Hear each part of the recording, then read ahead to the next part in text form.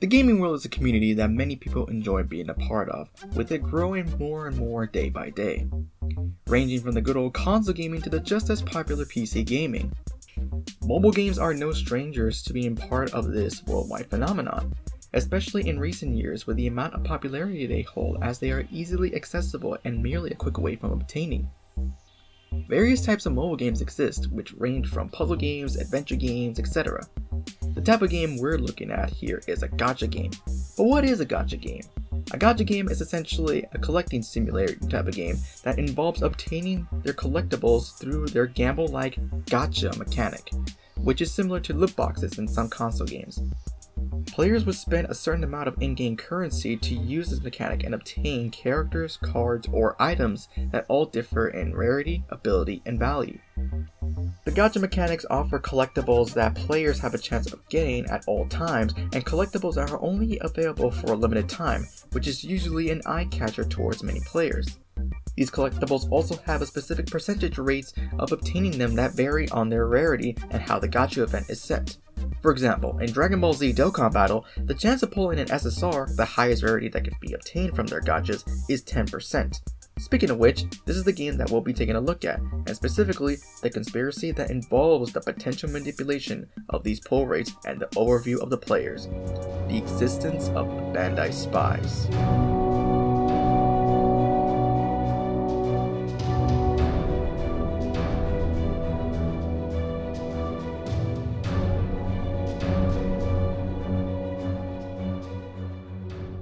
The Bandai Spies, a term given by the player base that refers to the people in charge of the game.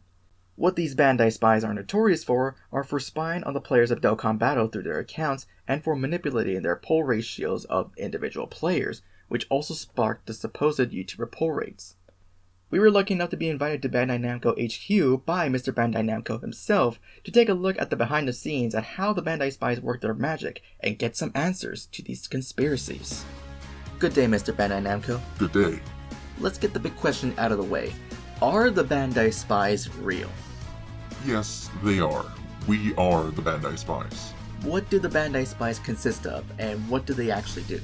The Spies are a bunch of my lackeys that I put together, and their job is to keep a watchful eye on players through their games and social media such as Twitter and Reddit. They make sure to hear any complaints the players may have, discover any bugs or issues the game might have, and most importantly, maintain balance. Balance in what? In players' pull rates. We've been tasked for the most part to make sure that players' pull rates for characters are nothing out of the ordinary.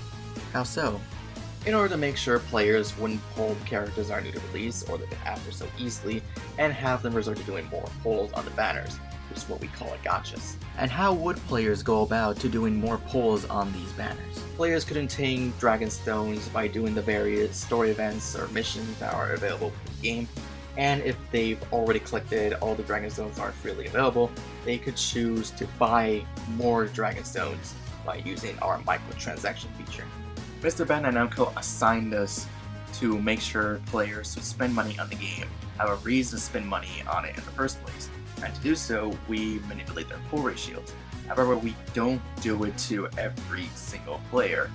Otherwise, the game would pretty much be unfair and people would not be playing it at all, and we wouldn't be successful to this day. So, we determine whether it is time or not to lower or raise a player's pull ratios. The people who have had their rates raised will most likely share the results of their polls on social media, whether that be on Twitter or Reddit. It's the people who have had their rates lower will most likely see those photos posted by the people who have had their rates raised, which will urge those people to want to summon more and buy more stones if they don't have enough to do said summons. Not only do our tactics help us make a profit, but it also makes the results of every player's summons drastically different. Gacha games have microtransaction features for players who are willing to use money to attain in-game currency, and Dokkan Battle is no exception to this tradition. Have there been players that you guys raised the rates for a long period of time? Yes, most notably a YouTuber by the name of Nanogenics, who makes videos about the game and is quite popular within the player base. Mr. Bandai Namco chose him to be the sort of golden boy of luck for Dokkan Battle, but the luck that we give him is beyond anything we normally give to normal players. In fact, the type of luck that we've bestowed upon him is something we like to call YouTuber pull rates, which essentially gives YouTubers higher pull rates than any other normal player, and have them pull what they want relatively quickly. You want more? Yes! I got Goku Black Rift!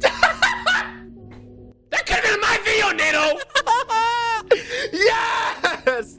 Do you guys give players increased rates just by the flick of a switch?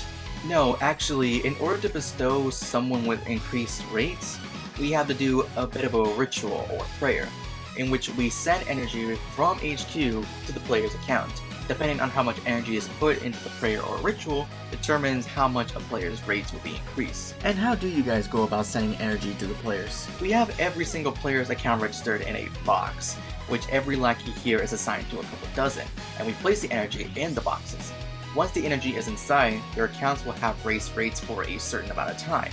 If we want to continue having them have their rates raised, then we would have to pour more energy into the boxes. Or if we want to raise their rates for a brief moment, we can send the energy through our surveillance. Going back to this nanogenics, how often do you guys raise his rates in order to keep having him be the golden boy of luck? Pretty much daily. Mr. Bandai Namco has his box assigned to one of us, and I think it's lagging number 1 at the moment. But when it comes to taking care of Nano's box, almost no one here wants that responsibility. Well, why is that? Well, first off, and excuse my language, it's heavy as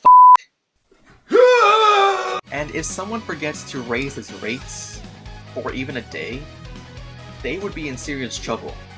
And that's what happened to Big Larry, who was previously lacking number 1. And what did happen to Big Larry? Well, we call him Dead Larry now. Oh. Yeah. Well, moving on.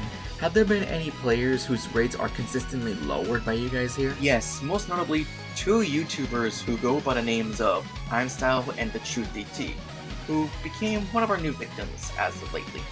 To go over their backgrounds individually, Rhymestyle used to be our previous Golden Boy of Luck in the past, but over time Mr. Bandai Namco went on to look for a candidate for them to be the new Golden Boy, and that's where Nanogenics came into the picture. Since he was replaced, we've been ordered to lower his rates consistently, especially now more than ever with how much he's been praised in our competition. I don't know. Does he still think Dragon Ball Legends is a better game than Dokkan Battle? Well, I mean, yeah, he still thinks Dragon Ball Legends is a better game. Blasphemy! Give him the ancient shafting ritual, and I'll hear another word about it! We do throw him a bone every now and then, but that's only when Mr. Bandai Namco is feeling very, very generous. It's cool, at least we're not doing... The game is Super Saiyan 1. What? Anoob! Ah! This is the story of my life! Oh god, bro. Now in the case with Truth, he is the type of player who spends a lot of money whenever we release a new character. He spends money until he maximizes their stats, which is to attain the Rainbow Star. This really happened. Again. One of these. What is it about the last copy of the unit, too, that does this sometimes? Like, it's not ever like, oh, copy 3 just took me 4,000 stones to pull. It's like, no, the final copy, it took 4,000 stones to pull. Like I mentioned previously, we didn't start lowering his rates until recently. And the reason why we started doing so is because Mr. Bandai Namco was well aware of how much money he is willing to spend to maximize the character on their initial release, which is what he's known for within the player base. So that's why we began to lower his rates, to get him to spend more money than what he usually does. So does lowering people's rates have a similar ritual to raising people's rates? Yes. Let's just say it's not as glamorous as the other ritual.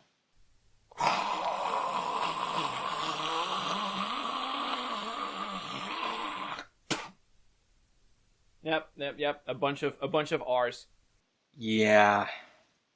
Not very glamorous. In the slightest. So just like with any other game or product, people will complain about it because of something they didn't like. Has there been a moment where the game was heavily criticized by the player base? Yes, actually it was just recently the game was heavily criticized and left its players displeased. Usually when players are displeased or have something to complain about, is usually because of the lack of content that we provided in a celebration. However, this one that I'm referring to was a celebration that we held a couple months ago. That is the $300 million celebration, which is a celebration that we hold to celebrate the amount of downloads that both versions of the games have accumulated, and we kind of do a joint celebration to celebrate that occasion. These celebrations happen every year, and they're usually an exciting time and moment for the players, as it's a moment where the two versions could come together and celebrate this momentous occasion, since both games are on average around 4 to 6 months apart. So what went wrong in this celebration that is supposed to bring players of both versions together? Well, players didn't really enjoy a particular event that we introduced into the game, but what really ticked off players the most were the newly released characters that we released at our gacha banners. We received various complaints from both sides of the version, which hardly ever happens, that 3 of the 4 characters we released in the first part of the celebration were heavily restricted and had too many restrictions attached to them.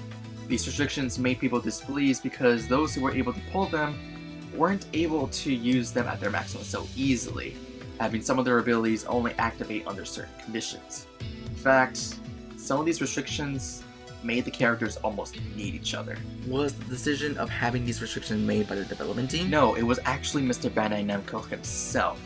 He thought that if we applied these restrictions, then it would get more people to want these characters more, therefore making people want to spend more money on stones so that they can put them onto the banners in order to get all of these characters. Are all 4 of the new units ready? Yes, sir.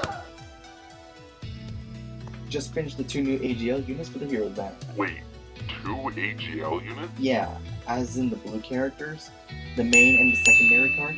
What? No, I want the main card to be AGL and the secondary one to be in, as in purple. But sir, these cards almost need each other in order to use them optimally. At that point, it would be as if all 3 of the 4 new cards need each other. Sure, there are free alternatives of those characters, but they're too old and no one's going to want to use them. Exactly. At that point, people are going to have to get all 4 of the new cards if they want to get the best out of them, which will make players spend more stones and more money. I knew you would see things the way I do, lacking number 4. I'm glad we had this conversation. Keep up the good work.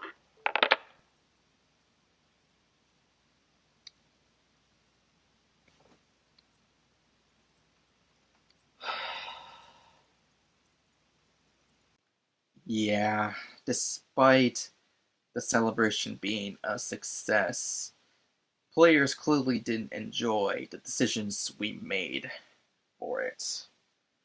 But once Mr. Bandai Namco tells you something, there's pretty much nothing you can do. Whether you like it or not, you have to follow orders. Sure, I want to make sure the game is one that players can really enjoy. But at the end of the day, we're just here to make a profit. I see. Bandai, before we wrap up this documentary, I do have one more question. After working in secret and under players' noses all this time, why did you decide to reveal yourselves now? Who said this was going to be publicized?